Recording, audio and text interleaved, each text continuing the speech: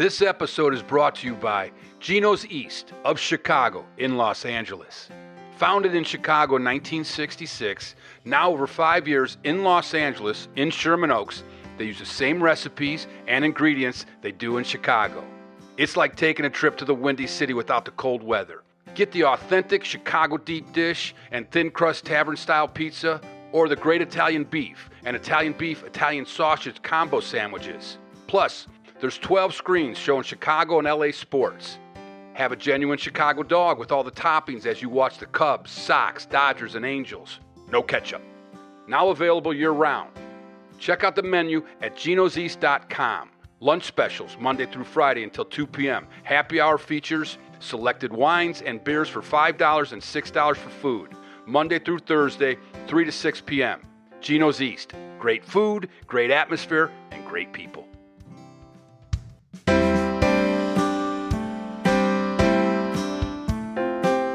Sit back and relax. It's time for peanuts, popcorn, and Cracker Jacks. Hey, how's it going? I'm your host, Jeff Santo, and I'm here with my wife, Christie. Hello, hello. So, how you doing today? I'm a little tired. Yeah. Trying to get on Tokyo time. Yeah, we are getting prepared for Tokyo time. The Cubs are playing the Dodgers for the opening of the 2025 season, right? During spring training. During spring training. And we are actually going to be traveling to spring training the Wednesday that the Cubs are playing. They play Tuesday and Wednesday. And so we're going to we're trying to get... Technically, the day before this episode comes out. No, after. See, I'm so tired. No, the day before. You're right. See, I'm so tired. So, what week is it? What day is it? No, but we are getting ready because the games start at 3 o'clock our time, 3 a.m. in the morning. So we're going to get up at 2, have some coffee, get ready to watch the game. And then on the Wednesday, the second game, we're going to take off after the game at 6 in the morning to Arizona. You know, isn't this how we do it? Just like when the Cubs were in the World Series, right after they win, we are moving to California. Right, yeah, back to California. Yeah, exactly. But it's strange, we're going out to spring training, but the actual season started, and we're going to see a two or three spring training games when they get back. Yeah, it's bizarre world. It is bizarre, and I think I got to say this. I think the Cubs have the advantage over the Dodgers. You know why? Because they're not in full season. If you play the Dodgers come July, you're done. You got no shot. But you are forgetting about the Tokyo crowd. The Tokyo crowd's for us too. We got two Japanese players. Yeah, but we don't have the guy. Ohtani, hey, we got two good ones. Okay. Do you remember being at Dodger Stadium and seeing all the Ohtani jerseys? Yes, of course. But that doesn't matter whether they win or lose. They're cheering for Ohtani. That's one guy. He was pretty amazing to watch. Beyond, absolutely beyond. He is one in many generations. But I will tell you this: I feel the Cubs might come out with two. I know, that's saying a lot. Fantastic. And then they're going to go back to spring training and figure it out. And then all of a sudden, it could be a blessing or a curse. We don't know with the Chicago Cubs. But I'm excited about Tokyo baseball, though. Yeah, me too. I can't wait to go there one day and actually see it live. Yeah, well, when's that going to happen? When the Cubs aren't going to play again out there. Well, so it doesn't maybe. mean it's the Cubs. I mean, we can just just go there and see. All right, some we'll just jet game. over to Tokyo, watch a baseball game. Okay, I mean, yeah, that's I hope so. Is that what do they call it? Well, it's a little hard to travel when we have kids, and I'm talking about our furry pets. No, but I'm saying is that a bucket list to go watch a baseball game in Tokyo? Yeah, that's pretty. I'll take that. That's one for me too. Yeah, they because it's a tradition out there the way they play baseball. And it's a little different. Yeah. So we'll be seeing that when they're playing. I mean, we're going to have major league rules, but maybe they'll talk about it. I don't know. What is different about Japanese baseball? That's a good question. Okay. Well, maybe someone will tell us, and I'll look into it. But we are excited about the Cubs playing the Dodgers, and then they're out here in April early. And let me ask you something. So they have to get a lineup. Is that going to change after the game? I mean, do they have the ability? After the game? Every lineup changes after the game. Well, not the lineup. Sorry. I mean, the roster for the that season. could. Yeah. Could they change that coming back after spring training and then figure out some? Yeah, absolutely. I think right now there's a couple guys on the bubble and they weren't sure yet. Especially we got third base. We don't know. This Cage Workman is having a great spring training. So yeah, you're right about that. The roster isn't complete, I guess, until you get back to spring training, and then you leave from there. Why can't Turner play third base? He could, and he will, but not. He's older. He's 40. He's going to play a lot of first too, maybe when Bush, isn't playing there. So what? Now let me add. Just this is my new to baseball. Even though I'm not really new to. You're baseball, not new to baseball anymore. I still. So I hope it's not a new question. So here you go. Pressure's on. Okay, so I'm just going to clarify because I think I know the answer to this question. Okay, we'll see. It's easier to play first base than third base, but is it easier to play third base than second base? No. Third base is called the hot corner for a reason. Okay. You know why? Is it because second base has the help of shortstop? All right, I'll let that pass over my head. All right, in turning a double play, maybe. But no, you could. No. Second. Here's how it really rolls. A second baseman has to be quick. Could be smaller of stature. Right. Has to move. Has to play the ground. He's not a home run hitter per se, but a lot of them become them. First base, not as mobile as third. It's lefty over there a lot of the times, so lefties aren't playing other positions in the infield. Okay, shortstop is your most dynamic athlete out there as far as picking up a ground ball and throwing it and releasing. Third base is the hot corner. You better be quick, and you better be ready to get in front of every shot that's coming at you. You got to have a lot of big, and the catcher is your guy that's going to take a pounding, and that is the hardest position, catching, no doubt about it. So yeah, that's it. Thank you for your expertise on that. So we have a wonderful show today. Yes. Richard Crudo, great cinematographer. Great guy. Who's had a long, successful career. Can't wait for you to hear our conversation. Wow. Yeah, if you're in the film business or want to be in it, listen closely. And my crackerjack is a longtime dear friend, Mac McPhilliamy. And cool crackerjack. There you go, and a cool crackerjack. I got a lot of Irishmen as childhood friends. Yes, you did. Right? Yeah. Yeah. And now an Irish wife. Partly. Well, but yeah. I mean, Irish, French, Egyptian? Egyptian. Enjoy the show. Enjoy.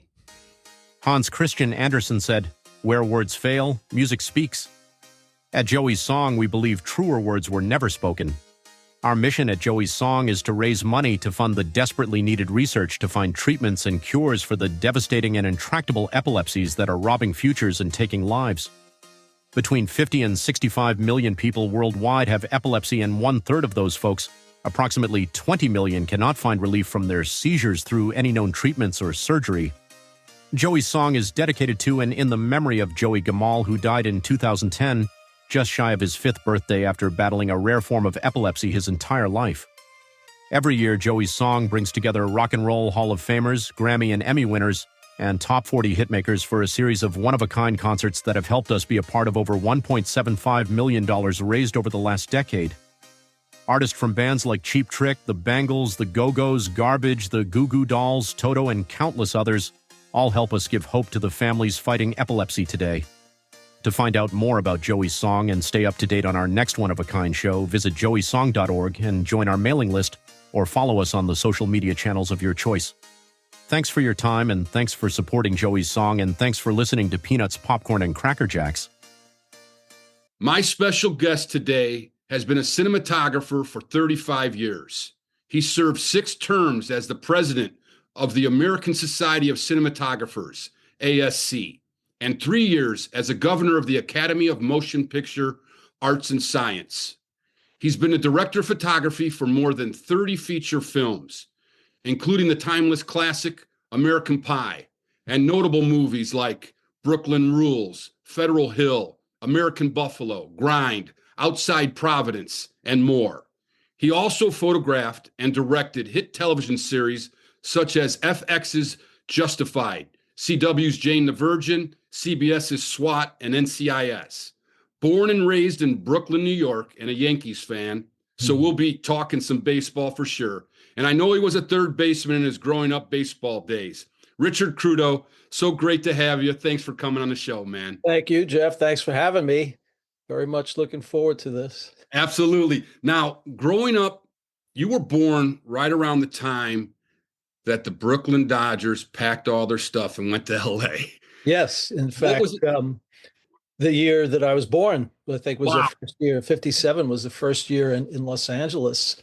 I happened to have been born into a Yankee household by virtue of my dad, who also grew up in Brooklyn, just being a Yankee fan. He apparently was the oddball as the youngest of 10 kids with, I think, six brothers. My uncles, who were all Dodgers and Giants fans. So my father was the oddball, a Yankee fan, and that was because he loved Joe DiMaggio. Fellow paisano, that right? Yes, exactly. And, naturally, how these things go. It's generally your fandom is passed down from your father. So I've been a Yankee fan since the cradle. Wow. Yeah. I was wondering that because I'm thinking maybe your dad's a Dodger fan, and then they to have a team in your backyard like that, how can you not be? But I get it, right? I mean, yeah, it always struck me as a little strange too, but having been infected with the Yankee bug so early, I saw the appeal of the Yankees. I mean, just step into that ballpark, the old ballpark, the original, right, for the first time as a young kid, and the impression it makes on you is just, it gives me chills to this day. And, by virtue of when I was born, by the time I was, coming of age, as a kid where you become aware of things that are going on, it was exactly coincide with the moment where the Yankees went into their great decline in the mid 60s basically to the mid 70s, really. And it really took some fortitude to stick with them at that point, especially when all your friends were Mets fans. And then the Mets took it all in 69. Oh, God, and, yeah. The Yankees was so far out of it, you couldn't see them with a telescope. So, but I never had a hard time with it. I loved them then, and I still love them now, even though they make me crazy now. Most teams. Well, I'm a Cubs fan, as you know, and that 69 season. Oh, yes. Man. Yes. I mean, your dad was one of the key guys at that point. Yep. And I remember rooting for the Cubs and rooting for the Orioles against the Mets. That's how much it was so polarized in the street, in the neighborhood in those days that, nobody ever gave an inch. And I sure wasn't about to at that time. That's so true. I mean, everyone stuck with their teams back then. And really, I mean, their teams were big. And you guys had a lot of them in New York at the time, with that 2 of them went to California.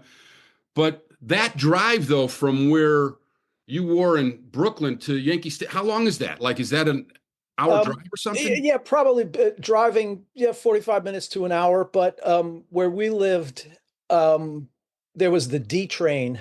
And the D train it was one train direct from where we lived, Avenue U or Kings Highway. You pick it up at Kings Highway as an express train, and it would go straight to 161st Street and River Avenue. So you get on the train, and it was 60 minutes almost door to door to Yankee Stadium.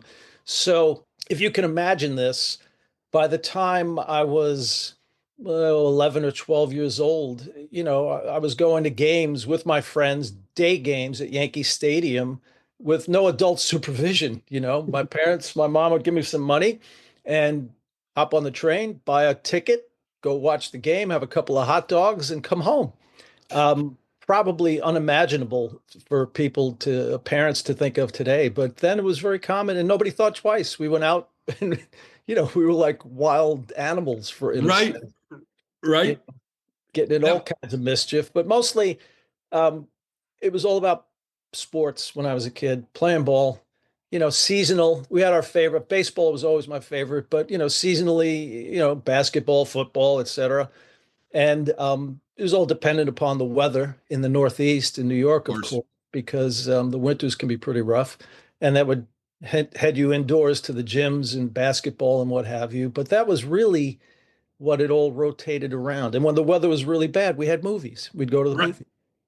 So it was a perfect mix of things that have stuck with me today as still obsessions. Yeah, right. We're similar that way with Chicago, same thing. Yes. And and people they took the L. That's the way it was. Kids got on that L. We had the L in our day, and do you remember your first game you went to and how old you were? Yeah, I was 7 years old. It was summer of '64. And I had a cousin much older cousin who worked in Manhattan, and he had gotten some tickets to a ball game. I think it was the Yanks played the Twins, as I recall. And it was a night game. And we went, my mom and dad and my cousin, and we had dinner before and went up to the stadium. And I'll never forget, and so many people refer to this, but you'll remember it, the walking out and seeing that green expanse of the field for the first time, having grown up on black and white TV at that point, and the fields that we played on were pretty ripped up, and green was about the furthest color you'd associate with them. But to see that vivid, saturated, beautiful green and the uniforms against it, the home white and the visiting ash gray or whatever it was in those days, a lot less theatrical than it is today.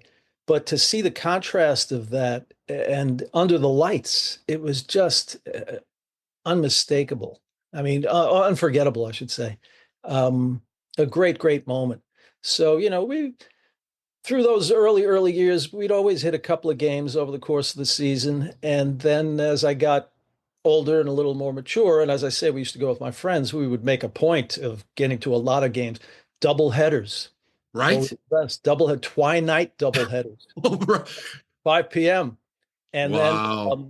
many times over like late grammar school and high school years, opening day would be on Easter week. So we'd be off on Easter week from school, and we'd always look at the schedule in January and get the tickets way early. So we have tickets for opening day at Yankee Stadium. It was very exciting. It was just great. You know, Greatest. that's so true. Like, I always ask people, like, everyone remembers their first moment going into a ball game if you're a fan, right? And for me, we grew up in it, so I don't really Yeah, it's a little remember. different for you. You had a But like you real talk about, insider's look. yeah, but like you talk about the colors, right? For me, though, I have this visual just of spring training, green grass, because we live in Chicago and we couldn't every February. It's like we're off. My dad took us, my brother and I were off to spring training, the Oh, family, mom, and so that was like my memory is the spring training, and like you said, the green grass, the oh, sunshine, and it's just beautiful memory that sticks with you, right? That it's part of your soul. And yeah, that was. And you talk about the Mets, man. My dad had this great story when the Mets came from behind and just took. I mean, they went on a tear in oh, September, and it's amazing. But my dad said him and Becker and my mom and Becker's wife went to Vegas after that. I said we gotta get out of town, and this is. And said they were watching game one, and the Orioles won game one in the World Series. And I don't know if it was Jim Palmer or someone got up there and said, how did these guys get here? And my dad said, don't say that. yeah. You're for a Don't, big surprise. right. And then they took four in a row right after that, you know. Yeah, But but even with the Mets, as much as I did not care for them as a kid, um, we'd go to Met games too. Uh, mm, there was I can't remember the name of the company. There was a company a milk company, and on the back of the wax carton of milk, they had little coupons, and if you saved a dozen of them, you'd get a ticket up in the nosebleed seats for free at Shea Stadium. how And cool is that? Yeah. yeah, that became a thing among my friends, and we'd all save up for those. Also, the our grammar school, a Catholic grammar school, would run a Saturday game where they'd get a bus and get all the kids on board, and we go up and sit in the cheap seats and watch the Mets. Generally, like in early April when it was still cold and Oh, damp. I remember sitting freezing up in the grandstands on some of those games. But we saw all the greats of the National League. I remember one day Hank Aaron hit a home run off Tom Seaver. I swear the ball didn't get more than 20 feet off the ground over the center field fence. It wow. was a laser beam. And Seaver had making him look sick in the few previous at bats. But man, Hank Aaron got his revenge there. What a shot. I remember it to this. I remember the sound of it, the ball hitting the bat. It sounded like a grenade going off. God, you talk about Aaron and all those guys back then. I mean, a lot of the All-Star team, they were all Hall of Famers. You know what I mean? Back then, those guys were just something. And I remember Aaron coming to Wrigley, and I got a picture with him and just on the field with him, and just the legends, back then. And you talk about Shea Stadium, man. What a dump. Oh, it was a dive. In its best day, it was a real dive. It was Oh built my by the God. city. It was built by the city of New York. So what else would you expect? And they never really took care of it properly. And it was just, the Yankees played there 2 years in the mid 70s when the stadium was being renovated for the Right. first time. And I remember going to see the Yankees there, and it was just, it was almost depressing. You didn't really want Yeah. to. God. The team, the players didn't want to be there. Right. Yeah, exactly. And just the chill. It's cold there, man. I remember Oh, doing the documentary This Old Cub there. I went with my dad on a road trip, and I'm like, oh, this is brutal. And the yeah, press box was so tiny. yeah, it was a rough place, and it was cold. The water was right nearby, and in the early spring, when it was still cold in New York, the wind would come off there in the afternoon. It was just damp Yeah. wind, and it was just, oh my goodness, it was just a horrible place to watch a game. Right. Used to Right. see the Jets, occasionally go see the Jets there in the wintertime. It was no better for football. Just, Right. Right. it was worse because it was really cold. Wow. Really miserable, and the configuration of the place was just, it wasn't conducive to a great fan experience. No, it wasn't at all. At all. No, a lot like Comiskey Park. I mean, you get a little different than Wrigley Field, right? Yeah, Just yeah. all parks had their own kind of personalities. Now, when did your passion for cinematography come into focus? I was highly motivated and highly energized, but completely without direction when I was in school. I was still baseball obsessed, but it was clearly coming to an end at that point. And I was in college, and I took a class because it was a film class, and it seemed like, this is going to be a softball, and I'll go do this. And I got into it, and it was very interesting. The professor was very good. And at some point, he had happened to have been a director, producer of commercials in Manhattan. And he was, moonlighting, doing this little gig for a semester at St. John's University. And he had a commercial coming up in a couple of weeks. And he said, I need some bodies to move some stuff around. Who wants to make $75? And I stuck my hand up. Yeah, why not? And turned up a week or two later at EUE Stages in Manhattan, which was a very, very prominent commercial house. And walked in, and there was an old Mitchell BNC sitting on the dolly. And I said, well, that's interesting, but it didn't really register at the moment. And I got friendly with the camera crew over a couple of days. And I said, this is kind of interesting what these guys are doing. It was as far up to that moment had been as far from my consciousness in terms of a career as it was probably possible to be. It would have been more likely in my mind that I could be an astronaut and go to the moon rather than do that. It wasn't on the radar. It was something that happened in Hollywood on the other side of the country, and I had no knowledge of beyond the most superficial recognition of any of it. Although I loved the movies. We all, as kids, loved to go to the movies. We saw everything. We didn't miss one of them. It was like our town square going to movies, right? It really was. It really was. Everyone knew the movies, and we all went to them. Yeah, it occupied such a different position in the culture overall. Yeah. Everyone saw the same movies across the country, across the world. There was that, or three channels on television and three local channels. But the movies really, they were a very pivotal part of the culture. Everyone referenced, and we saw everything. Just to digress for a second, talking about the issue of that we saw everything. When I think now about the movies we saw now, let's say from high school years in the 70s, college years in the 70s, the movies, that was what we refer to now as the golden age, the last golden age of major studio filmmaking. And I think of the movies that we went to see that were so adult in nature, so mature in their subject matter and their treatment. I don't mean pornography, I mean adult mentality. They weren't made for young people necessarily or kids, yet we were drawn to them. Taxi Driver, name any of the movies of that period. You got it. And not just the action films, which of course we loved, but so many serious films, Five Easy Pieces, Right? uh, things like that, that I look at now. I go, man, it's a great movie. These are great movies. They're so sophisticated, but I can't imagine a 15-year-old today being drawn, wanting to see these movies, Yeah, the no way doubt. we were. We all were, and I think, especially in the '60s, everything was changing, right? They were trying new things, and '70s, and just had some great character-driven movies, and even the action movies that had meaning, and Oh, goodness, yeah. you I mean, know, yeah, again, in those days, movies would premiere on Wednesdays, and at least they did in New York. And the movies would premiere in Manhattan at the first run theaters in Manhattan. So living out in Brooklyn, Queens, Bronx, Staten Island, unless you went to Manhattan to see a certain one of these films, it wouldn't generally reach you for at least a month and maybe 2 months, depending if it was making a lot of money. If it mm, was a big box office in Manhattan, they'd hold it back as long as they could until it sort of petered out there. Then they'd release it out to the boroughs where it would have a second life.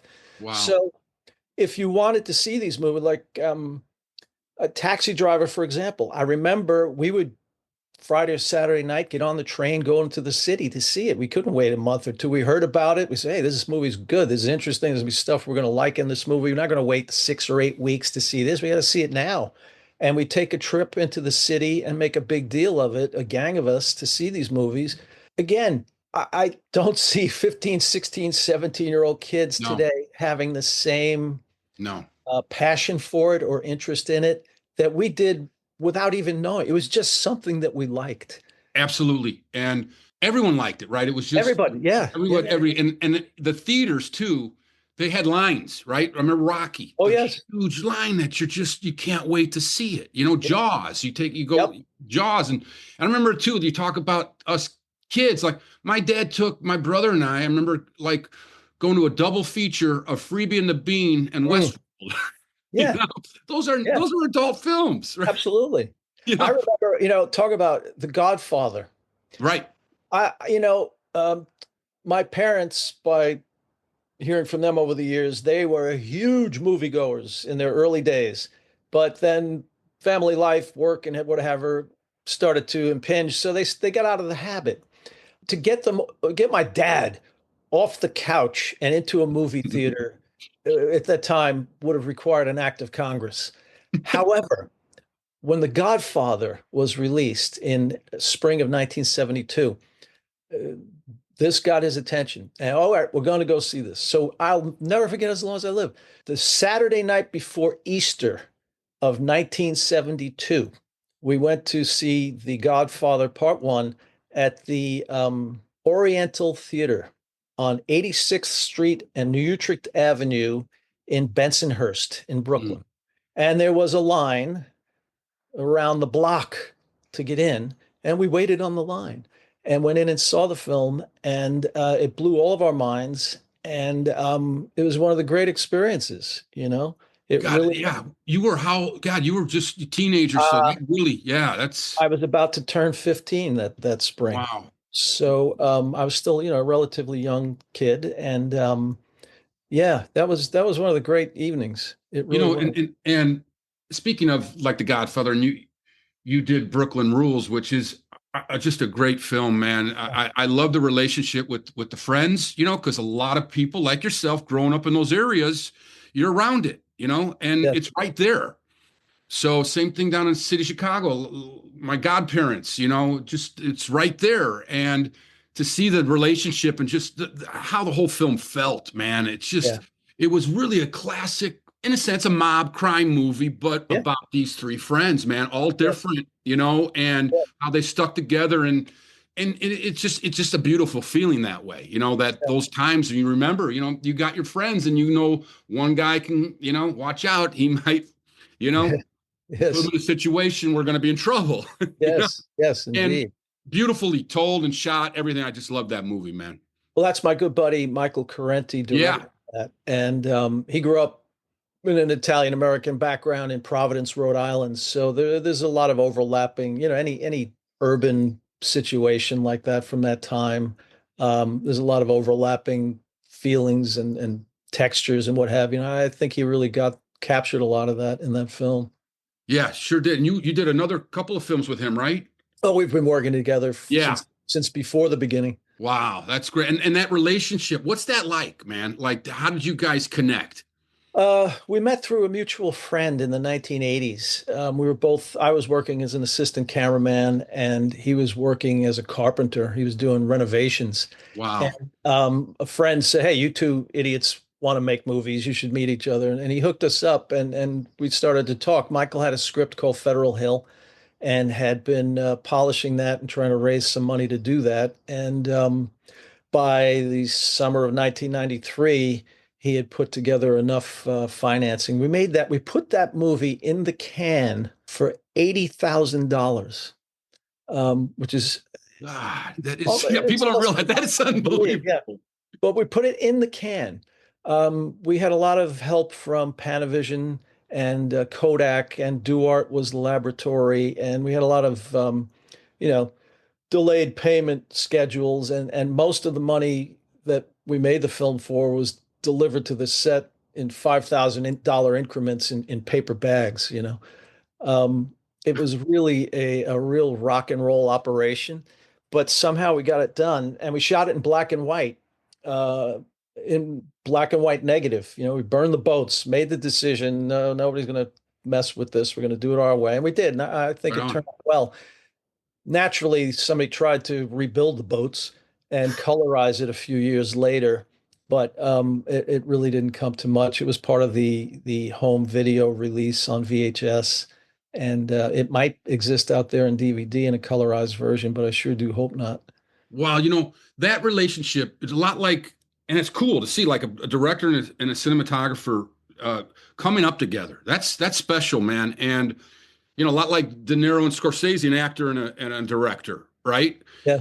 And that's great because like you guys are feeling each other out. Like what did you take over more than like we said, okay, Richard, you're on this, I'm on this. Tell me about that. Well, Michael's really good with actors. He was an actor himself. He has a background in theater in Providence, and he's really good with actors and getting the right performance out of people. I've marveled at some of what I've been able to watch standing next to the camera that he's engineered with actors, where you'd see something the first take or the rehearsal, and it's not quite right, and you don't know what it is. But he's got a real ability to zero in on that and then communicate it to the actors in a way that they can make the change on a dime. And sometimes it's so small and so subtle, but it's so meaningful that it changes everything. My contribution, having been working on movies for quite some time as an assistant at that point and shooting lots of student films and making tons of mistakes on other people's dimes and learning, was more in the structuring and the camera and lighting aspect as should be. And we've grown over the years. I think our collaboration has become a lot richer and a lot more unspoken on a certain level because it's so long and we understand each other, and we've gotten all of our youthful silliness out of the way, and we could be more direct and to the point about what we're doing. So still has a few projects that are on the verge of happening again. So I trust we've got Great, another man. couple left in the barrel yet. Yeah. Yeah, absolutely, absolutely. And that's the time, like, the age now where we're at. I feel like, there's some great stuff to get done, right? Oh man, there's a lot of fighting these dogs left. Yeah, yeah, totally. They're taking me out feet first. I have no intent. Yeah, I'm with you. I'm with you. And I think that's why we connect so well. The thing is here too, like I read some articles on you, Richard, and you said a great thing. Like you were an assistant cameraman to Gordon Willis, who Yes. is a legend. Did both Godfathers. We talk about that. Did Annie Hall, Manhattan for our listeners, and All the President's Men. I think from Oh, he had a 1970. great run in the 70s. Yeah, like he had 39 Academy Award nominations from all his movies within like 6 or 7 years, Yeah. which is unbelievable. And you worked as assistant, and you were saying, like someone said to you, was he your mentor? And you said, nah, these guys don't mentor. It does, it doesn't go that way. And it was you got to watch him. And it was such an honest and true talk about that statement. Yeah. The old timers, as we might call them now, they're a different breed. And today things are much more loosey-goosey on a certain level. I mean, you haven't lived until you've been on a set in the morning and a 20-year-old PA will come up to you and say, "Hey, dude, how you doing?" I'm fine, man. How are you? You know, I'm not insulted, but I think to myself, if I had said that to Gordon Willis or Michael Chapman or Laszlo Kovacs or any of those guys back in that era, John Alonzo, you would have been run out of there in the next 2 seconds. Your head would spin. It's just there was a great remove. I often liken it was similar to like almost working for your father. There's a little bit of I get it, respect, a little remove, and you couldn't just go charging up with questions or observations. You could throw it out there. You'd had to pick your moment. You had to Yeah. pick your moment, and then they could be very expansive and very accommodating about it. But under the context of on the job, we're here to do the job. You know, we're not running a school. We're not doing this or that. We're here to be on the job, which was its own reward. Because if you had any wits about you and paid attention, there was a lot to learn. A lot to learn. Just keep your mouth shut and your ears open. And with Gordon, there was no prevaricating. Once a decision was made, that was pretty much chiseled in stone, unless something really, really fouled up in the interim. So you'd mark off a scene and have all your camera positions and a piece of tape on the floor with the lens and the height of the camera, and you just light them up. He would block it out with the director. They'd agree on the shots that they need for the scene, send the actors off, bring in the stand-ins, light it, and then it might take an appreciable amount of time, a few hours in some cases, to light it. But once you brought the actors back in to do it, everything was pretty much prepped to just go, go, go, go, go. Maybe a small adjustment, and you'd knock out the work in less time than ordinarily you would. So once something was set, the camera's set, it's loaded, there's film in the magazine, the lens is on the camera. You pull up an Apple box and just sit there and watch. Just watch, you know.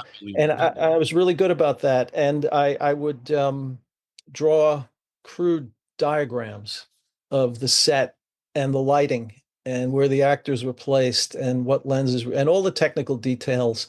And I have binders full of them to this. I still have them.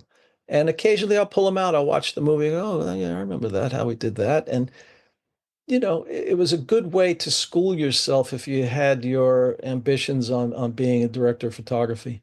It was the Yeah. best film school that I could have imagined attending. Absolutely. You're in the game. And, when I talk about mentoring, because I so believe what you say about that, because my dad got thrown into mentoring by Leo DeRocher in 69. They had a rookie, Don Young. I don't know if you remember Don Young. Yeah. Oh, you do? Yeah. He dropped those fly balls in a crucial Yes. game. Yeah. Yes. And my dad and our family went down a tough road on that because they printed that my dad said Don Young blows game, and he never said that. My dad was his mentor because DeRocher came up to him in spring training and said, "Hey, Ron, we got this kid. He could chase down a fly ball, man, but he can't really hit, and he gets pissed when he can't hit. So can you just keep him balanced? And we just need him to play center field. We don't need him. We got enough hitters on this team." And so my dad did that. And there's such a big chasm, though, between the experience of a guy that's been there for 10 years, doing it day in and day out, 162 games, versus a rookie that had a cup of coffee maybe in 65. Now he's here in 69. And also mentally, you're just not prepared for what they were about to enter with that pennant running season. And it exploded, right? And it hurt the team and it hurt a lot of things. And I think my dad just, he did his best, but I feel like there is that chasm because, like you said, this isn't teaching ground so much. You're in the throes of a Major League Baseball season or a major motion picture. Yes, And that everything's on the line here. right? And so I just loved when you said it. Now, do you mentor or do you have that same philosophy? And do you think it's different today from when you came? I do. I do a lot of through the ASC and through the Academy has a program called the Gold Program, the Academy Gold Program, where they bring students in. And I've done a lot of it in the past, and there are some kids who stay in touch and then try to progress in their careers, and I try to give them a hand or give them some advice. But I've done a lot of that, and the atmosphere is very different today. I mean, I would consider Gordon Willis and all those guys mentors at a distance, you know. I would never be able to call them at home. We didn't have email, texting. I would never imagine. It was unimaginable to think of something like that. But I'm very open with these kids today, and I tell them always at the beginning of the programs, I am here to offer you a lifetime of knowledge and experience. Everything that I have, I am putting out there on the table, and it is up to you to take advantage of that to whatever extent you like. You can call me at 3 o'clock in the morning if you're on a shoot somewhere and you're lost about how to do something and you need advice. I said I would be pissed off only if I found out that you didn't call me, because I'm telling you, here's my cell number and here's my email. You have carte blanche, and it's not just for the run of this course that we're doing or whatever it might be, this seminar. You can consider yourself my friend, let's say, and you can reach out at any time you like, and I'll help you in any way I can. Very, very, very few take advantage of that to such an extent, because I think to myself, if you had told me this when I was in their position, I would have been like a tick. Right. I mean, you never would have gotten rid of me. And absolutely. I would have prayed for an opportunity like that, to have somebody to their brain to pick on such a level. But very few take advantage of it to the extent that I would really like them to, because I want to help them. But, you know. Why do you think that is? I don't know. I don't see a lot of passion among the kids, you know. The oddball one here and there might have it, but as a rule, it's not as present as it used to be that I saw or experienced when I was coming up, you know. It's a hard business, and it's hard to get into, and it's hard to break the ice, especially in the beginning. And I don't know how you manage that without that passion, that burning flame to do it, you know, that there's nothing else you want to do or can do. I And agree. There's no plan B, you know, yeah, once you're digging in. Yeah, I don't You know know, how else to do it, you know. So and anyway. the amount of movies that you worked on, and the professionalism that you have, and then also donating your time and being a president and all these things, you're giving back in so many ways. What pushed you to do all that? Well, I love it. You know, it doesn't ever feel like it's taxing to me on any level, because I love to do it and I love to be in this world, and I like to be in this world with people who feel in a similar way, you know. We just had the ASC Awards a couple of weeks ago, and, you know, the weekend pretty much filled with cinematography all the time, and everybody pretty much on the same wavelength, and lots of old friends and new people. And it was just so much fun and stimulating and exciting to be around and talk to people who talk your language and understand where the feelings come from and the trials and tribulations of trying to get the job done. And, you know, it's just a very uh, familiar place to be. But I love the work, and I love cinematography. I love movies. It is my passion. So it never ever feels like work, you know. I don't ever feel like I've done a day's work, really. That's beautiful, man. My dad was the same way. I got to tell you, he talked baseball with anyone. He just Yeah. loved it. So it was his being, right? And baseball was that for me too. And then I couldn't follow those big shoes, right? It's just tough. No, it's you know, crazy. but I found the passion in film the same kind of way, like you talked about. It's part of our childhood. My dad and Glenn Beckert, all those guys, when they had days off, where'd they go? They went to the movie theater, Yeah. right? Yeah, that's right. And that's why you see so many actors love sports figures, because there's that, I don't know, they feel like they know each other, right? Yeah, Because there's a one's watching the similarity. other all the time. So Yeah, it's just a different obsession, you know. yeah, yeah. But, you It, know, it's funny because as a kid, you know, as a 10-year-old, everybody thinks, oh, you know, I practice hard enough, and I can make it the big leagues one day. It's not till you grow up and you understand how incredible. There are what, 800 players maybe in major leagues right now? well, my dad started 400. Yeah. Yeah. And Oh maybe gosh, yeah. And my yeah. father always used to give me aggravation about, well, when I was a kid, there was only 8 teams. Yeah. And you Yes. can imagine the talent pool. Oh, right, right. But, you think about it and you realize how even the 800th player in the major leagues today, how incredibly gifted, how touched by God just when he wakes up in the morning and puts his feet on the floor at a level that I personally, if I had practiced from then until now, wouldn't even be able to tie his spikes, just on a level that he's just naturally gifted with. And how the people that are gifted and are able to develop it further and work hard at it, how incredibly rare and unique they are with that talent. Yep. I marvel at it. And it comes down to it though. I really believe it because I've just been around it my whole life and how my dad was. It's the mental side of baseball that you Yeah. got. These guys are tough. My dad was tough mentally, and I believe like I got his toughness later in life because he didn't have what we had growing up, right? His father left him at 8 years old. So there's all these motivations mentally to say who I want to be. And he grew up next to a minor league ballpark and such. So, and his mom and sister gave him a lot of love. They were the ones that really, and he got out there and stayed off the streets playing baseball. And that's a different mentality. That's like, this is it. This is who I am. And if I don't, nothing's going to stop me kind of thing. And I feel that I love that part of him. I always did. He walked in the room and you could just sense it.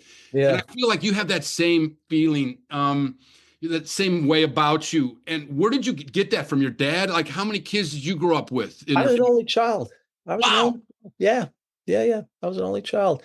I have three girl cousins who we basically grew up in the same house. We were very close, and I'm still close with them today. Essentially, you could say they were almost my sisters. But yeah, I was an only child. Um, my dad played college basketball in the Mm, late 40s and early 50s. So, he was somewhat of an athlete when he was young. But yeah, it was sports it was always the thing, it was yeah. just always the thing as a kid. Whatever season it was, baseball was always on my mind. And I'd always think, well, I'm playing basketball, but I'm getting my legs in shape for baseball, and that was where I Yeah. thought. Did you think at one time you wanted to be a ball player? Well, as every kid Yeah, does, yeah, right. until at That's it. some Yeah. point you're disavowed of that by reality. Yeah, yeah. But it was always fun. It is some of my best memories, you know. Did your parents follow your film career like closely? Yeah. Yeah, Awesome. not obsessively closely, but they were not easily impressed. And they kept me I shouldn't say in my place, but they taught me a good dose of humility, so they never got too jacked up about it. But I think my father would often say, I don't know how the hell you ever got into this and have done it as well as you have, because it's Oh, like, who that's a could great think of this? compliment. Where we Yeah. came from and the people that we were, who could even conceive of something like this as a career? You Wow, know, man. That's it's, the thing though. I say it to myself sometimes, I don't know how the hell this ever Yeah, happened. just things. Do you go back to your childhood and think like, oh, maybe I did like photography early on? Do you ever sense Well, anything in your young days? oddly enough, I look back at what the pictures, the snapshots and things that have survived with the family Instamatic. Mm, Instamatic would take square photos from a cassette in the back of the camera. I still have it laying around somewhere. And I look at the old pictures that I took and I see an eye for composition. Now I can see it. I say, boy, even, 11, 12 years wow. old at the World's Fair or whatever it was, look at that. Yeah, that's a nice composition in a square format. I didn't know what it was doing. I was just, popping it off. Oh, that's great. Picture the I figured. dog, the family dog, it's on the chair and, nice Yeah. company. I might not do it differently today. I don't know. I always think those years of growing up, like from 1 to 11 or 12 or 13, those are the years that touch the soul because you're just being you. You're just and you go back and I can always find something like growing up in the Major League clubhouse and Oh, and it must have knowing been a dream. but that was our life, right? So knowing how to behave in a large room like that Yes. and to observe too, because in order to behave well, you have to observe, right? Yes. And to know and to know all the personalities of all the players. I love, you just knew when you could relate to them and when you couldn't, you shut your mouth and all that. Yep. I look back and I go, yeah, that gave me so much to Great go lessons. here. Great lessons. And I think about what sports meant to us as kids, and that we didn't even know the effect it was having. Yeah. But kept a lot of guys, myself included, no doubt, out of doing stupid things because it focused our energy, and we became obsessed with it. It taught us sportsmanship, you know, be a good winner and a good loser. Yep. You know, all of those things that sound corny, but those lessons stuck. Oh. And we never. There's a thing about a girl who in a race whacked the girl with the baton or something that's in the news now. I just saw in the paper this morning a big fight at a high school basketball game where the ref got hit in the head with something thrown from the stands.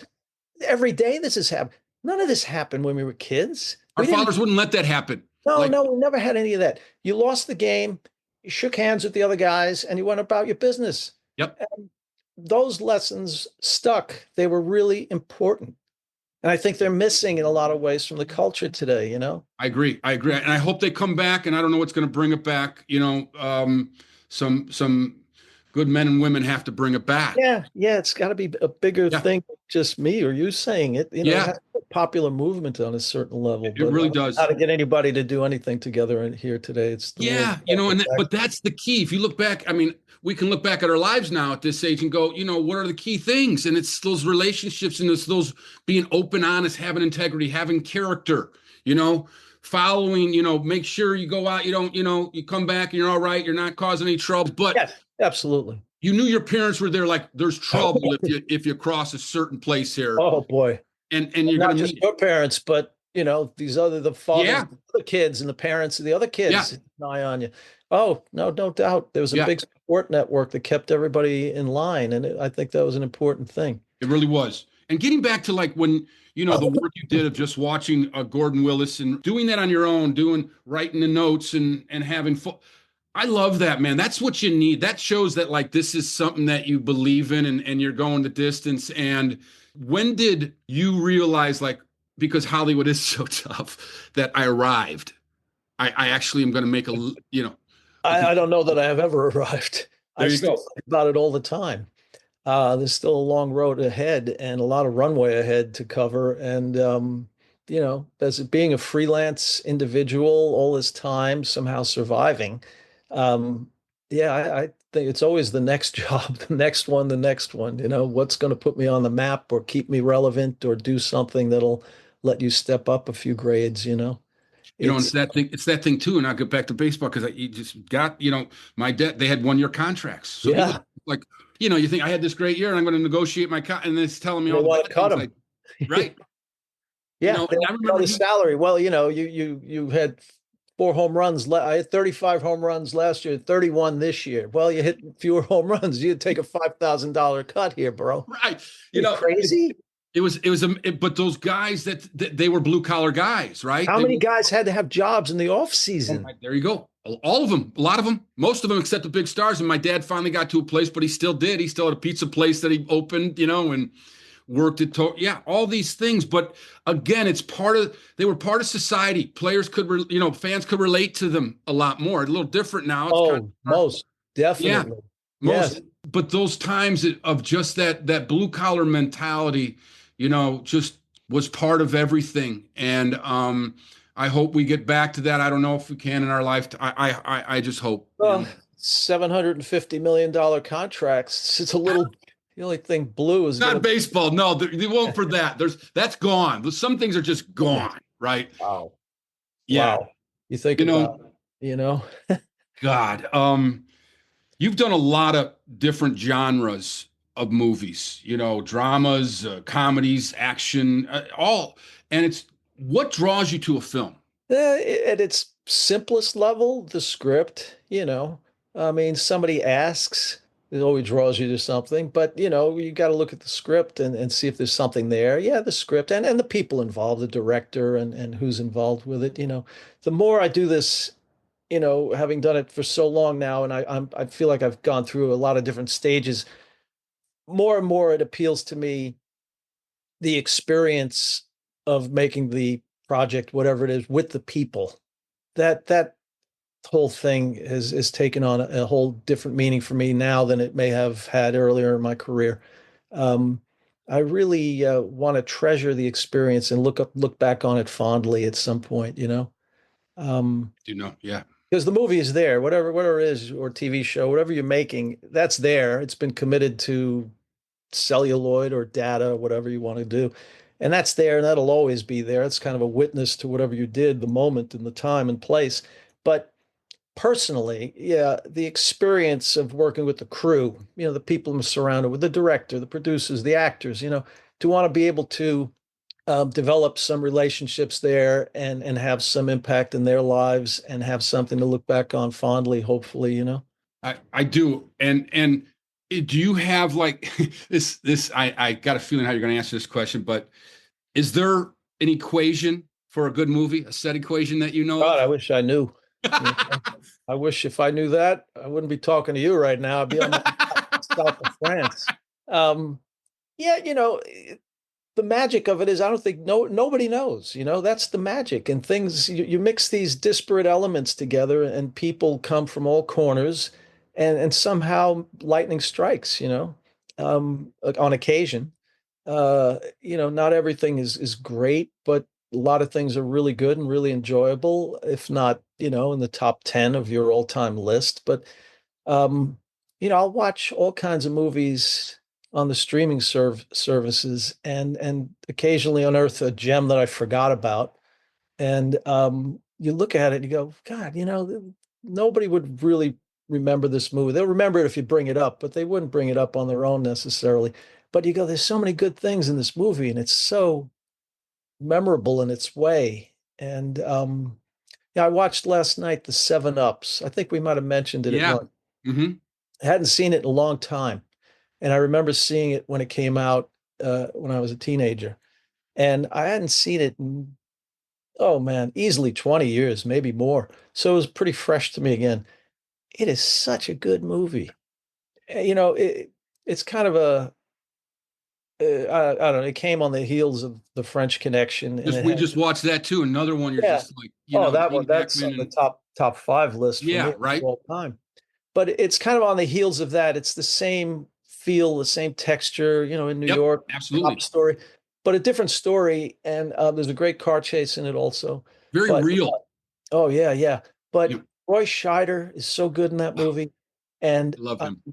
there's so many elements of it that remind me of the New York that I grew up in. Mm, You know, mm. it has the texture of the city and the smell and the feeling of the streets and the people and everything that was going on. It was so well done, and I have to start recommending it to people again because I really think it's worth another look. Absolutely, absolutely. And I read an article about you, and you talked about mounting a movie, getting together Mm. with all the key components, the production design, all the departments Yes. that have to work together, right, in mounting a movie. And Yeah. and you had a great line in there. You had a baseball analogy that you said, you know, sometimes when you're on a movie and you don't think you got stuff going for you, it's kind of like baseball. If you hit a two hopper to the shortstop, you better hustle the first because you don't know what could happen. You run out every ground ball. Right. Absolutely. Run out every ground ball. Yeah, because, again, for example, we were doing American Pie. It was the funniest script, not even the funniest script. It was the funniest thing I had ever read. The script, I sat on my couch and I was laughing out loud over and over and over. However, that's no guarantee whatsoever that any of that will translate on film. We made the movie and we had a lot of fun and a lot of laughs while making it. But once we finished it, uh, I said, oh, great experience, fabulous experience. But I had no idea that it would hit with anyone. None of us did. You hope for Wow. the best, of course, every time out. But we had no idea that it was going to resonate in the way it did. Once it hit the street, it was a holy cow, what? Who could have imagined? And we were happily surprised, but it could just as easily have gone the other way, which doesn't mean you put any less effort into it. We put our best effort into it, across the board. But that's just by rote. You have to do that because you never know. You You never never know. And you're in the thick of that, right? Like, so like American Pie was, it was hilarious. I mean, that changed like, Oh, it holds up 25 years yeah, later. so many It's a people. I mean, universal theme. I don't think it'll ever go out of style. no, no, it won't. And everybody watches a movie then again that everyone watched, right? And so, but do you, and not thinking like, oh, it could go, it could not go, but when it goes, do you see how it goes? Like, do you go, oh, they did that, that's how it took off? It struck a note with people, you Yeah, know. I think is a universal theme. Everybody was in high school. Everybody had more or less a similar yeah, experience, and everybody relates to it on a certain level, and it has a sweet it sure core. does. Yeah, it Yeah, does. there's nothing, you know, it has a sweet nature to it, and I think that's really what sets it apart from other lesser efforts, you know. Yeah, yeah, yeah. Everything worked on that, man. The lead actor, he was great. It just Yeah, everybody was terrific. they were, man. It just all came together. Now you've directed a few movies and television series. Now, when you put on that director's hat, how different is Richard Crudo from the cinematographer? Hand off the cinematography to the cinematographer. I figured that. Really, let them do it. Yeah, You know, communicate, collaborate, just so you're on the same page. But I would never be so presumptuous as to dictate, oh, you ought to do this with that light or do this or that. No, no, you want someone else's input and another set of eyes and some other taste to help hone it. You know, there's a collaboration making no movies. doubt. And hopefully everybody comes, especially the cinematographer director combo, should come together and have separate ideas that give birth to something better than either of us would come up with alone, you know? Yeah, I would think Under that. the best of circumstances, that's what will happen, or that's what you're aiming for at least. I would think a cinematographer would be a little intimidated coming with you, like Yeah. just because. Not at all, but you're not because if they didn't know you, they might be. But once they met you, yeah, you're not going Uh, to get. So okay. exactly. Yeah, I've heard that similar sentiment from a lot of cinematographers I respect who have directed movies or things like that. Billy Fraker back in the 70s directed a few westerns and he had Laszlo Kovacs shoot them. You know, there's two giants, you Yeah, know. yeah, Billy yeah. is a cinematographer. Billy shot Bullet. He shot Rosemary's Baby. I mean, a long, huge list. Laszlo, everybody knows, started to hit the big time with Easy Yep. Rider and shot tons of great movies in the 70s. And, two giant cinematographers. And, they got along beautifully because Billy said, I let Laszlo do that. You know, That's that's his awesome. job. And yeah, I think that's the right approach, you know. And you talked about too that I read that is another just great statement. You're like when you did operate the camera, when you became a full-time cinematographer, you did operate the camera at times, right? Yes. But then you said, no, I'm going to put that because you like to focus on one thing, and I love that. Yeah, the first opportunities, got out of small budget movies and got onto a little bit more money where we could afford an operator. The first opportunity, I wanted to have an operator. Operating to me is a full-time job. It takes your full attention and your full participation, rather than to be DPing and operating where, you're watching the shot and then something distracts you in the lighting. You blew it. It's great to have an extra pair of eyes, to worry about the sandbag that's not in the shot, the light that's hanging too low. Just help me out with that on the mechanical level. And then when the bell rings and the shot's actually happening, bring something of yourself to it. I mean, I'm very appreciative and collaborative with my operators because I want them to feel free. I don't want them to be inhibited where, they get too tight. It's like a ball player, start thinking too much at the plate, and then you're in trouble. Um, I want to be loose and to be able to roll with the unanticipated changes and maybe turn a busted take into a happy accident that's even better. Occasionally will happen. So, it just, especially today, where you can be at the DIT station or at the monitor and watching everything happen in real time just as the operator is seeing it. So in a sense, I'm on his shoulder. And there are so many things that you have to ride herd over today that it's different from the film era. So I always appreciate the extra help, Absolutely, yeah, absolutely. Now we're going to flick back to baseball here on how Yeah. baseball has been shot. Now, since I can remember, they've stuck with that center field camera. I talk about this in a podcast. I hate it. Yeah, right. So Two tell me, guys playing catch. You're watching two guys play catch. so Uh, you tell know, me, because you look at like NFL films and even some great footage in the '60s that I had on my dad when I did a documentary that I pulled from MLB that had that film footage, was just so Oh, beautiful, it's amazing. close. And how would you film a game today? What are the things you You would know, do? from my taste, when I was a kid, the Yankee game, most ball games were captured with a camera more or less in the middle deck, right behind home plate, above, just like a little bit high above the field. And you had a view of most of the infield. It was a widest shot. Now, you think back, TVs were tiny in those days. Hmm. And, you figured a lot of the detail would get lost. Today, TVs, you have enormous TVs. And the shot from center field, to me, it just limits your feeling for the game. Absolutely. You don't see how the infielders are positioning themselves. You don't see what's happening with men on base. You lose a lot of the scope of the game. Whereas that wider angle from almost, say, the announcer's booth, almost, generally if they're not up that Hmm. high, and occasionally they'll slip one in like that for a pitch, and you go, "Oh, let's leave it there, leave it right there," and then they cut away back to the center Right. field. Ugh. You know, the Mets years ago, their standard position used to be from right behind home plate, low, so it was almost 180 degrees opposite the center field camera. So you're still looking at two guys playing catch. A longish lens, and the batter, umpire, and the catcher in the foreground, and then the pitcher, and you see the pitch, and But um, everybody's obsessed with the strike zone, the box Oh, screen well, now. And it's like, God, I could really live without that. yeah, and I think it's kind of hurt like umpires because now Yeah, everyone knows the strike zone. So they come out of a ball game and they know they made a couple of bad calls that could take a game in a serious yeah. game. They're going to have a hard time getting home.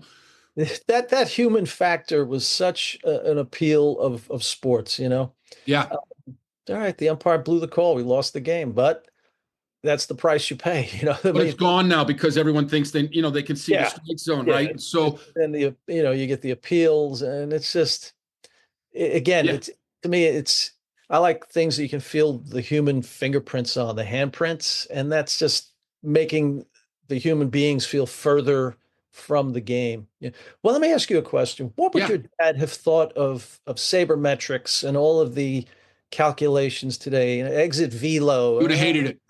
And he talked about it. He didn't like the start of it because here's what I've said this on our podcast. It takes, so if you study, like, you got to think that much going to the plate, Oh, you're in trouble, man. So they're looking at iPads and all, and they've lost the strike zone in a way like what baseball was. My dad really was proud that he could, strike out 100 times, but also walk 100 times and lead the league and have a 400 on base percentage, right? yeah. I mean, hitters were like, no, I'm going to battle on two strikes. These guys are Yes. getting so much Choke of the up, time. choke up, So choke up. my Two dad said, strikes. like, he always told my brother and I, the one tip he gave us, because he kind of stood back a little bit.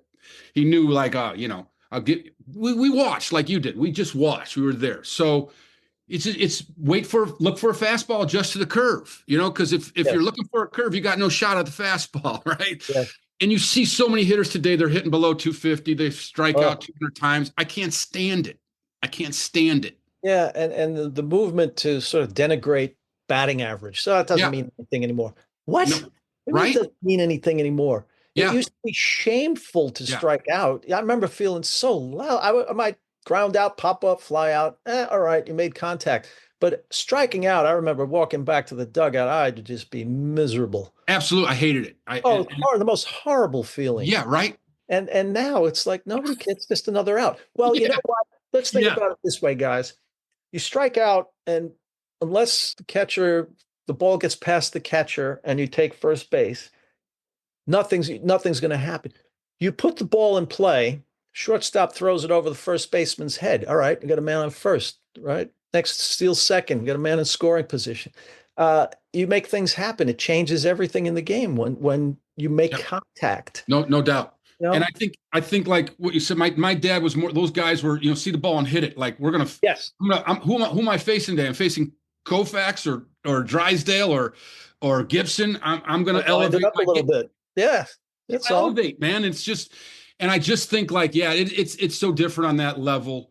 But I think, I think the sabermetrics, like for Moneyball, that it works to a point, but then we've pushed it over. Like it has now taken the game down, and I hope we're getting back to like, we're going to see guys. I always said this, and I've said it to you, like put a team out there that can run, hit the ball, can walk, and don't worry about power, and get some good. You're gonna compete with the Yankees. It's not just the home run. No, it's not. A lot of ways to score runs. Yeah, right. Just one of them. Right. Getting back to filming the game, though, I guess one last thing on this.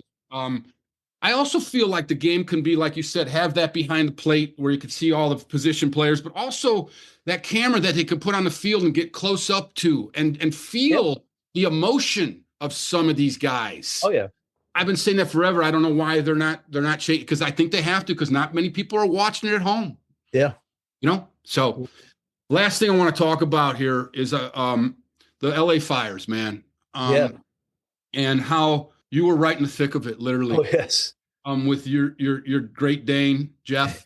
Yes, that's correct. Can you tell us? You told me, tell us about the experience and how you're doing now from it. Oh, fine. I was in the Palisades, Yeah, I was in the Palisades, and that morning it just started out as another day, and I had some errands to do in Santa Monica. It was a little bit south of the Palisades, and I went to Verizon, and I went to Spectrum, took care of business, and about 10 a.m. driving up PCH, driving home, there was billows of smoke coming out of Malibu, which are not the most rare sight. There's a lot of fires in Malibu, and they become a common sight. And you go, okay, that's a residual. There have been some brush fires there. So, okay, that probably is this residual from last week or the week before, and they'll take care of that.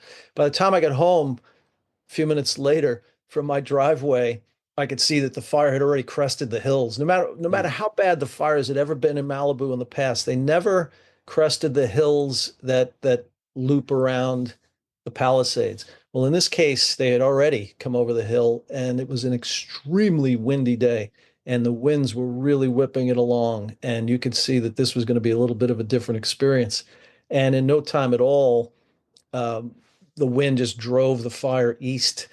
And then the whole day just became a situation of watching. And when is it time to get out? Do I have to get out of here? And when is it going to be time to get out of here? And about 5 p.m., I made my exit stage right. And it was, you could see there will be no good end to this. This was really going to be a massive, massive situation. And as it was. And having gone back, there's no way that television does no justice to conveying the scale of the devastation. It's just everywhere you look, rubble and ash. It is indescribable in words, truly. And it's going to be a very, very, very long time before that neighborhood gets back on its feet. It is a very sad situation. How are you doing? Your house is... I'm doing fine. My house was damaged pretty severely, water, smoke, debris. But I'm in Westwood now and plotting out the next step. We'll see what's going to happen. Do you think, how long would it be to get back there? Or is it, you can't even gauge that? I couldn't even calculate, but you're talking years. Oh my God, man. Yeah, It is so devastating. We're here in Burbank, and it was surrounding it. It just, all through that time we talked about it, it was been tough on everybody out here, because it was so grueling and feeling for when you can't do anything about it. Yeah, that helpless feeling. Yeah, you're just completely at the mercy of nature. It's awful, man. It was interesting.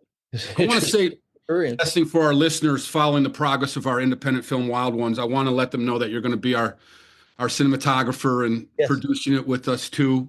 And I just want to say we are so grateful, excited to have someone of your stature alongside. Thanks for having me.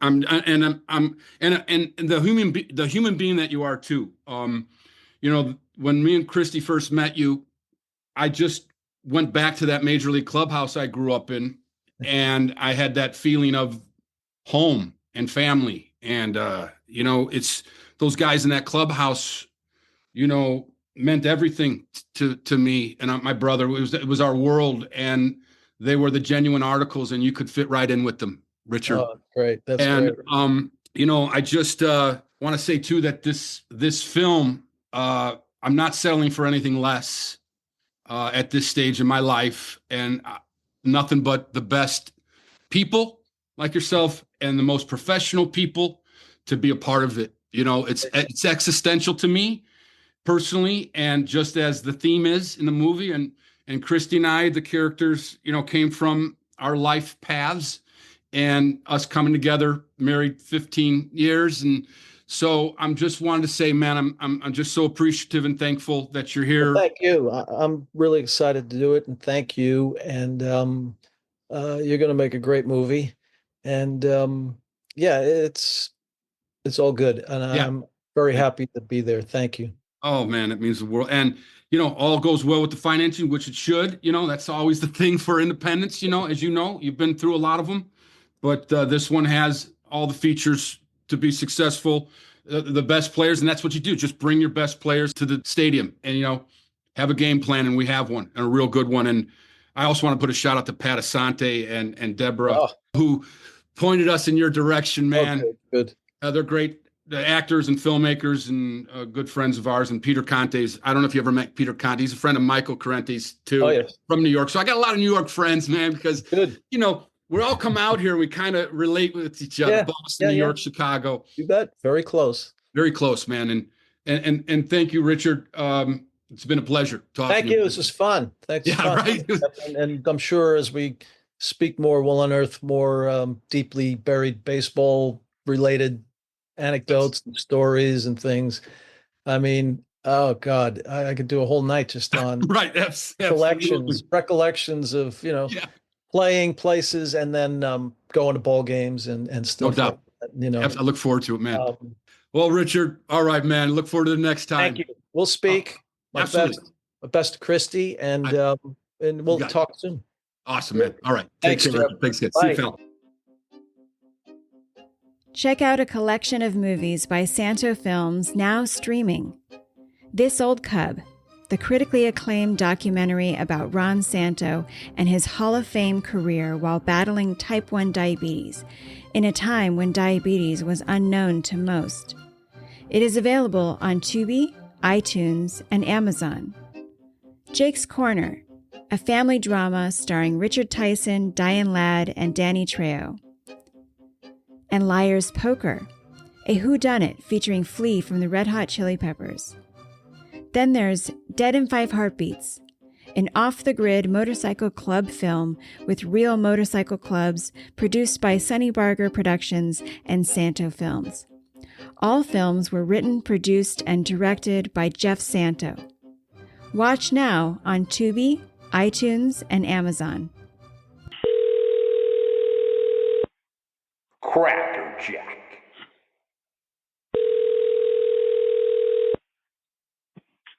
Mike McPhilliamy. Being recorded. Mac, Jeffrey, what's going on? you're my crackerjack call. Oh God. Heaven help us. I catch you at a good time? You did. How are you, good. pal? Good, man. Yourself?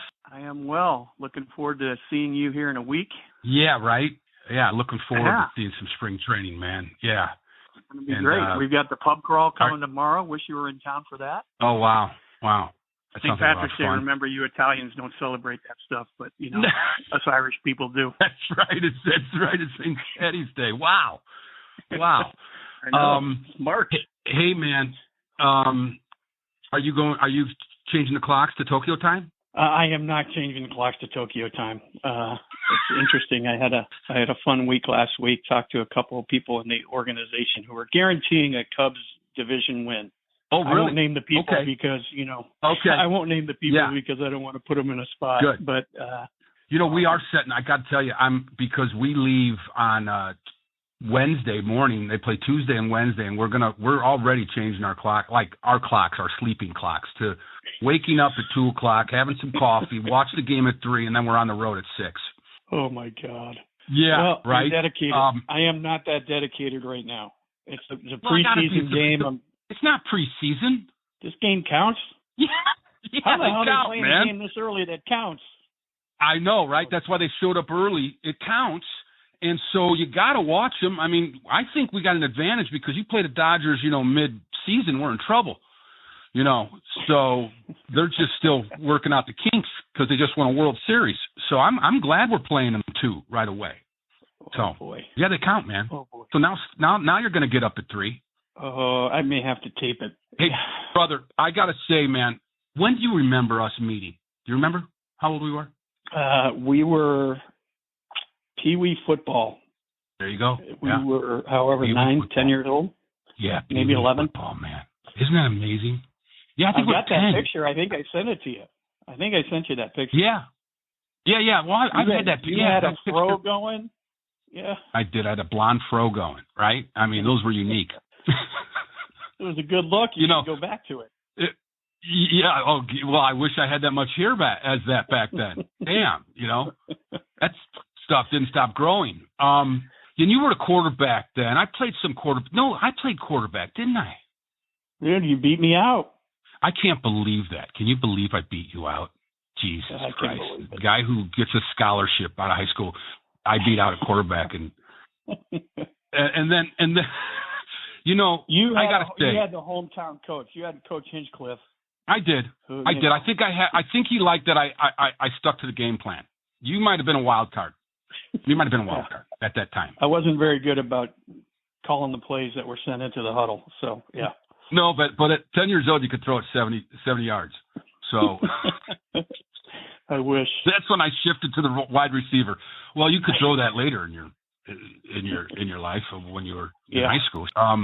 Hey, listen, we had a lot in common, and we still do. But growing up, we had a lot in common because we both had older brothers named Ron that had a ton of fiery energy and could be dangerous at times in our lives.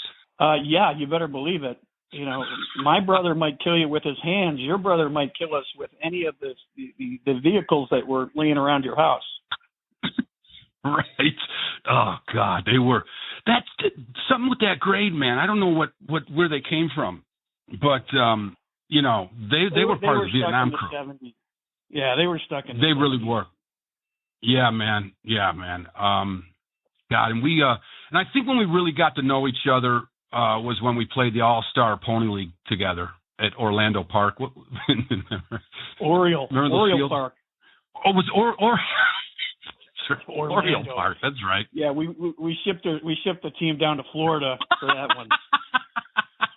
Yeah, it was Oriole Park. Oriole Park. Yeah. Where was that located? Oriole Park. It was. That was on the northwest side, like Norridge almost. North side of Chicago. Total city, right? The fields were all dirt, right? Yeah, they were pretty bad. They're all dirt infields, bad, sure. But that's when you were catching and I was playing short, and you threw every base runner out during that series. That was amazing. Every time anyone tried to steal, bam. And I was Baez putting that glove down, man. I'm glad you've got memory like that. Yeah. No, man. And I got to say, and then we really got to know each other when we went to quarterback camp. Did you go to quarterback camp? Were you in 8th grade that you went to quarterback camp? 7th, 8th grade. That was the same summer that we were playing in Oriole Park. Was the same summer that the Ronnies would race us down Lake Avenue to the quarterback camp. Yeah. Yeah. So I was a freshman and you were in 8th grade. Yeah. You were about to be a freshman and I was going to be a sophomore. Yes. Yeah. But I was your age anyway, man. I should have been in your grade. Today I would be, but anyway, that's how it was back then. Your mom could not wait to get you out of the house. Your mom, I'm sure, was like, he's got to go. This kid's got to go. Actually, you and me were good kids compared to our brothers. Let's be real. Okay? Let's be real. Okay? It was the energy, Jeff. It was the energy around the house. You're the whirling dervish. That's true. Always had to be something. You always had to be playing wiffle ball, wall ball, basketball, football. Had to be on the lake. Had to be on the snowmobile or whatever. I mean, that was the difference. I think, our moms were like, "Oh my God, this kid's got too much energy. He's got to go." Yeah, right. Yeah, God. Yeah. And I got to say, I remember when you were a freshman and I was a sophomore, and we knew each other, and we bumped into each other going in and out of the cafeteria. And I said something maybe sarcastic to you. And it's the first time, I saw, you got pissed at me. And I'm like, holy shit. I'm like that guy's got some dangerous type A's at home. And because I knew it. I knew the look, because I think me and you are kind of like lowercase type A's, right, compared to our brothers and fathers, wouldn't you say? Yeah, right, for sure. But we could be that true on A. If someone pushed us in a corner, that can come out. And I remember seeing that, and I'm like, oh, okay, all right. I saw. Do you remember that? Oh, not well. You've told me several times that you remember it really well, but I do. You know what? But that was a good moment for me. You know what I mean? I think I just like. I'm like, yeah, I like this guy. Like, because then we really became good friends after that. You know. Well, it's like anything else. Dark... It's like when it's when you're playing it's like you're in a game, right? And someone puts it to you. What are you going to do? You got to go right back at him. Right. Yeah, man. And, but we spent I got to say, your family was probably the true blue collar family from all of our friends. I mean, we got a lot of blue collar friends, but, like Terry and Rosie and Dan Foley and, but not to the point of where I think your dad was. Do you agree with that? Yeah, well, my dad was, he knew him. He was a Chicago kind of street kid. He was much younger than his older siblings. He kind of grew up, doing most everything for himself, and he wasn't one you'd want to mess with. No. And I think our dads were simple, because my dad was a blue collar guy, right? I mean, our high school, let's put it, Glenbrook South was well-to-dos, and then people just barely getting by. And you really didn't know it much when you're in high school, but you would see it maybe at the parties on the weekends, you know what I mean? Or if you got close to someone, that the difference.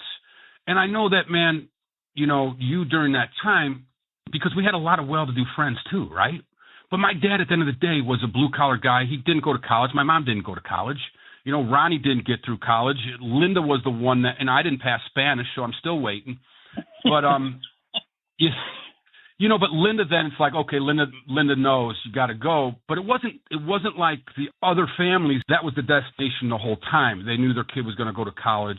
I always feel like I was more on the blue collar side, just long distance, with someone like you. I just felt more looking back at it now. Maybe I wasn't conscious of it back then, but maybe I was. I'm not sure. But I always knew, like, at your home, I always had a good time, man. Like, it was either we were in the back porch, in the driveway, or in the kitchen. The kitchen was the main place. Your dad was there. Your mom was always laughs.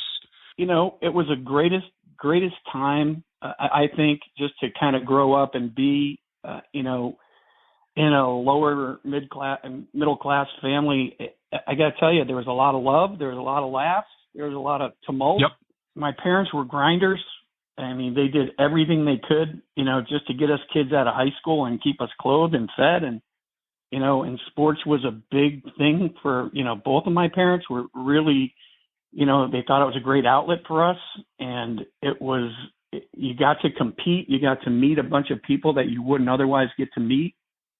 And it was just a great time. And I think the common bond there is really that both of our parents, and I'm going to include your mom too, grinders. Yeah.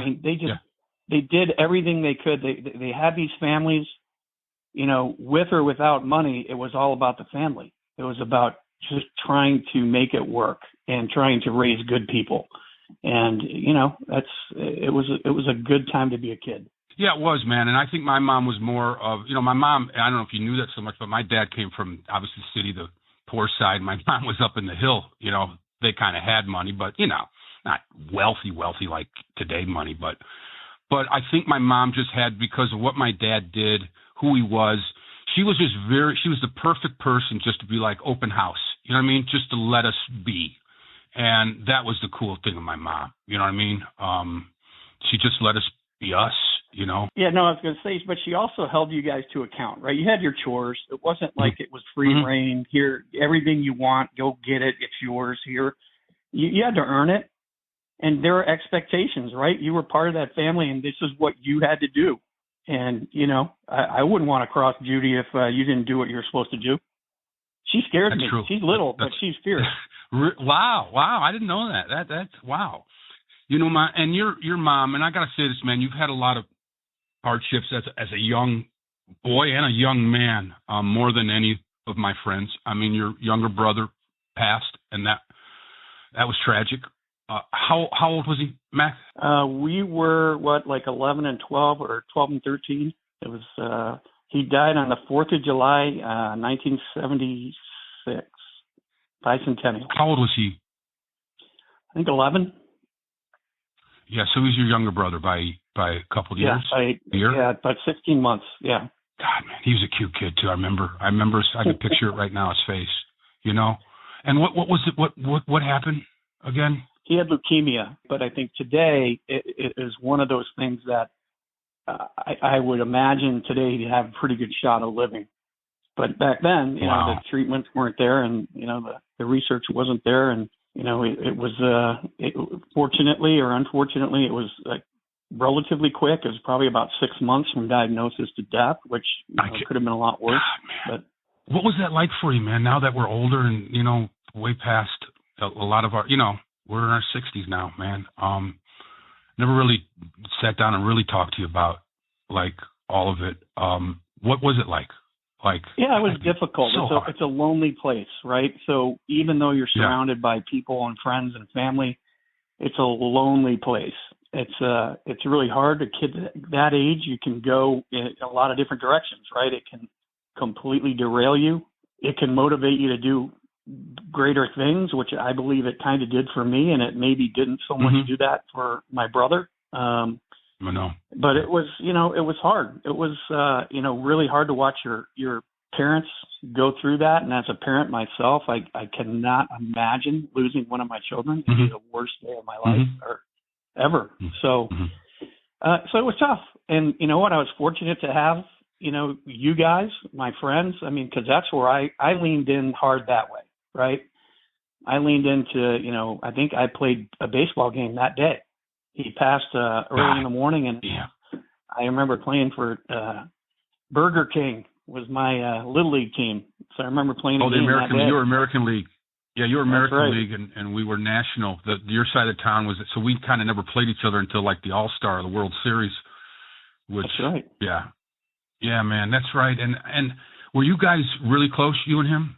Very close. You know, when you know, my older brother, like you – couple of years older, is actually one where like almost 3 years older, a little over. And then my little brother and I were close because we had to protect each other from the big bad older brother. So, you know, we had a very strong bond. And how was Ronnie's, your older brother's bond with and what was your, because we became close Jimmy. After that. What was your Jimmy? It was Jimmy, but we called him Dink because he was so little. Right. And but it was, you know, they had a good bond. I mean, it was us three boys, and then, you know, my younger sister Shannon, who was a bit younger, and, you know, unfortunately for her, a girl, and all we did is, you know, beat the hell out of each other every chance we got, and, you know, she fortunately was shielded from that. But I think I think because of the age difference, they probably weren't as close. But you know, it's your sibling. I mean, I think of you and Linda. You know, there's a pretty good age gap there. I mean, you guys are incredibly close. Absolutely. So you know, and that came later, probably. Yeah, exactly. Probably when you were little. Totally. You know. Yep. And what year did your mom pass? Again. 92. So we were 27. You and I probably about 27 years old, and she died from Lou Gehrig's disease, and that was a terrible illness. Don't wish it upon anyone, and you know, still there's no cure for that. So you know, we are always conscious of it and contribute as much as we can, and you know, they'll figure it out. I do believe that, you know, they're making strides, and I believe that, you know, at some point they'll figure out how to at least make that a much less painful death. Like you said, man, I remember, and that's so clearly because you were like the first where it really like got it. It rocked me, you know, and I know it rocked Ronnie, your older brother, so hard. And you've always been a guy that just kind of, I commend you, man. You just kept moving forward, you know. That was a tough one, man. And there's no other way to go, right? No other way to go. You gotta move forward. Yeah, man. You know, the way you grew up and then how you became a parent just shifted to the West Side, right? And it's cool that you and Heather, like my dad and my mom, you guys were high school sweethearts, and you've been together since then. And I know you went to college. You guys went to college. You went a little later, same college, U of A. But I think the reason, too, is she was a lot like Mom, kind of grew up on the hill, but her dad was really blue-collar, too. Is that how the connection kind of stayed so strong? You know, I've never really thought about it, but for sure. Her dad, you know, obviously grew up, you know, in a very modest home in Parma, Ohio. Love Parma, Ohio. And he, you know, his way out was he was a great athlete.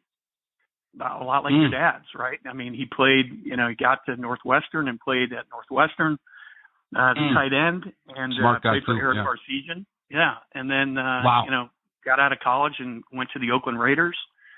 And, you know, so, I think there's a lot in common, I think, between her father and I, for sure. Right. Right. And I think that, you know, that's instilled in her, you know, I'm sure it is. Yeah. And I think, like, that's how he accepted you so quickly, because you like, wait a second, where you know, what's going on? Where's he from? You just wonder, being a father of someone like Heather, beautiful girl, like, well, who's this guy? Let me check him out. I got to tell you, if I walked in the door to my house with one of my daughters, I'm not so sure. I don't know. You know, right. I don't know if I'd let that guy date my daughter. Not that I was a bad kid or anything, but, you know, what were the prospects? Yeah. Well, you had your moments, like we all did. We all had our moments. Yeah. You know. Yeah. I mean, but I'm looking more like, how's the rest of their life going to be? I want my girls to be protected and happy, of course, and have some and have, you know, enough money to do what they want to do in life, and they need to be cognizant that their life isn't everybody's life. Right. It's right. They've been pretty privileged. And again, I wouldn't put myself on the wealthy side of the equation, but it's a much better life. It was a much better life, an easier life for my kids. They got to do a lot of things that we would have never dreamt of doing, like getting on an airplane, right? Going on a family vacation, that kind of stuff. And I think they appreciate it. They also had the ability as young kids to see where I grew up, right? They'd go to Grandpa's house, and they understood what that looked like versus what their life looked like. And they were a lot of times pretty taken aback, right? They're like, you had 3 boys in that bedroom? We're like, yeah. That bedroom is, you know, one of the girls' closets was bigger than the bedroom that their 3 boys were sleeping in. So yeah. I think they understand it. I think they're appreciative, and if anything, right, you just want to make sure that your kids appreciate what they do have. And by no means do I want to squash their desire to do something special and better, whatever better means, right? Be really good in the field that they want to pursue, or if it's money, if it's toys, I don't care what it is, right? But if you are a grinder and you work hard, and that's what we were taught, and we hopefully pass that along to our kids, good things will come. You know, do what you're passionate about, do it well, and if they do all those things, they'll be happy.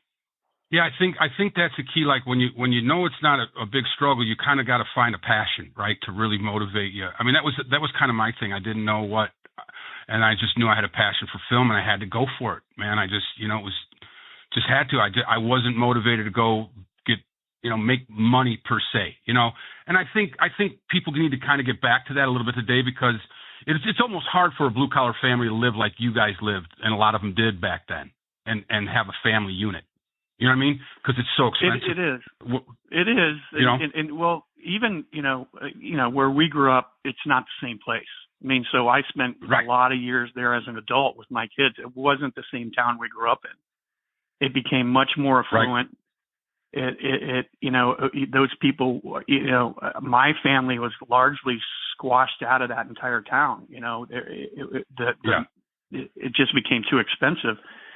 So, you know, it's interesting. I think it's a pendulum. Everything goes in certain directions for a while. And, you know, I'm happy that I can't complain about my life. I will going back to what you talked about is we've had this conversation a bunch of times. When you decided to pull the plug and, write the play and leave the board of trade and start to do what you were passionate about, I mean, all of us, and I think about this when I think of, Terry and Dan and Emmer and, Billy and, amazing that you surrounded yourself with a bunch of, Irish guys, by the way. Just want to point that out. Yeah, you couldn't get away from us Irish guys. But, no, it's unbelievable. Everyone was so supportive, I think, right? I mean, I'm sure you felt probably some people weren't as supportive, but I appreciated you went and did something that no one else at that point had the will or the guts to do. You followed a dream like no one else I've ever seen. So, I mean, I love it. I applaud it. And I love all these things that you're doing. I mean, I just like the podcast. I can't get enough of them. So I usually listen to your podcast when I'm working out in the morning or whatever. And they've gotten so long that, it takes me like 2 sessions or something sometime to get through them. I love the guests, by the way. Some of these guys I know well and some I don't know at all. And I love that you've expanded a little bit outside of just like baseball, and it's awesome. And I love the way you are with Christie, and it's a delight to be around you guys. And both of you have, there's no mistake that you're together. You guys have such a passion for what you do and a love for what you do, and that'll make you a happy life. And hopefully at some point pays off, with a lot of money. But if it doesn't, you guys are happy. Yeah, thank you for saying that. I remember that Heather, you guys gave me this great quote book that I just kept by my bed, and I've read the quotes over and over again about courage and all, because it gets hard and you just have to like read these things. And you gave me a book that I did I was the Godfather for Griff, your son, and that meant the world to me. And I'm thinking, God, thank God nothing happened to you guys, because he'd be sleeping on a lot of couches, He'd be sleeping in a closet down on Venice Beach. Yes, he would. So which and Terry, Terry O'Brien, I was, Godfather for Madison. I feel bad. It's like, what do you do? It's like, thank God you guys are all healthy, because, and I hope I give back in some kind of way of just with spirit or whatnot. But you guys gave me that book, and it's just those kind of things just do it. That's the kind of stuff that means something, because you are getting critiqued a lot, especially when you come out your first movie. Everyone's got their opinion, but they don't know what goes into it and how hard it is to do and all that kind of stuff. But, thank you for you guys on that kind of support was amazing, man. It really was.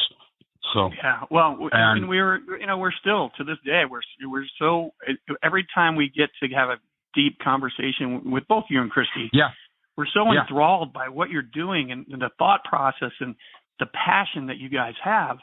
I got to tell you, at our age, it's refreshing, because there's not a lot of us out there that have the same kind of passion for what they do in life as you do. And for us, that probably has turned more to being parents and good parents and raising great kids. Yeah.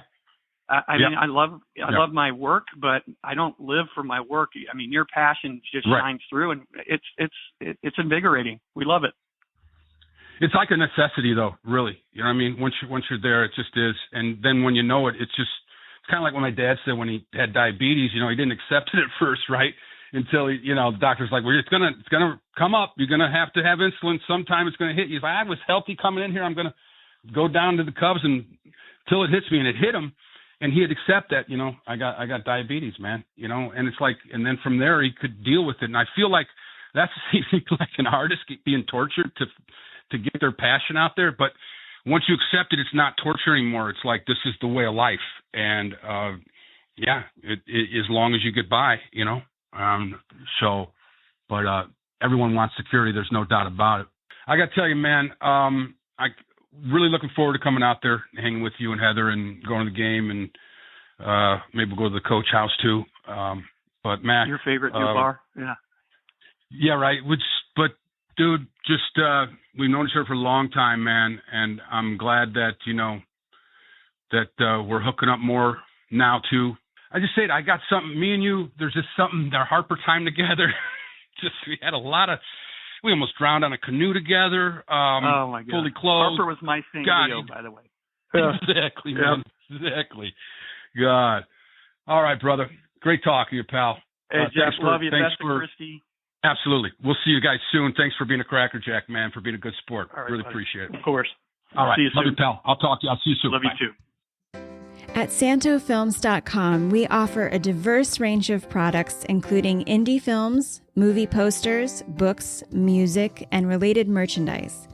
Check out our new This Old Cub apparel and podcast merchandise. Or delve into the pages of Ravens in the Rain, a twisty tale about a woman with a past and a man with no future. Or immerse yourself in the soundtrack from the original motion picture Jake's Corner, featuring 5 original songs by B.J. Thomas and the film score by award-winning songwriter Steve Dorff. Enjoy free shipping on all orders of $40 or more. Use the code PODCAST at checkout. Support small business. Visit www.santofilms.com. And while you're there, click the link for the Ron Santo official website. We've got a retro-inspired Ron Santo fan club shirt, Ron Santo Pizzeria shirts, and signature apparel. Go to www.santofilms.com. Thanks for listening to our show. Special thanks to our cool crackerjacks, Scott Nelson, Jim McCauley, Debbie Foley, Sherry Matarisi, Terry O'Brien, Gary Tallman, Anne Maurice Pascule, Jim Muleschlegel, Mac McPhilliamy, and Liz Rutherford. This show is made possible because of them and all of our subscribers. If you want to support the show and be a cool crackerjack yourself, subscribe on our Patreon page, click the link below this episode, or go to the Patreon tab on our website, www.peanutspopcornandcrackerjacks.com. And please leave a review on Apple Podcast or Spotify. It really helps out. I don't know if it does or not, but it's nice to hear. And don't hesitate to write, give us suggestions, tell us how you're liking the show. Email jeff.ppcpodcast@gmail.com. For my closing quote, I played my best every day. You never know when someone may be seeing you play for the first time. Joe DiMaggio. Toodaloo.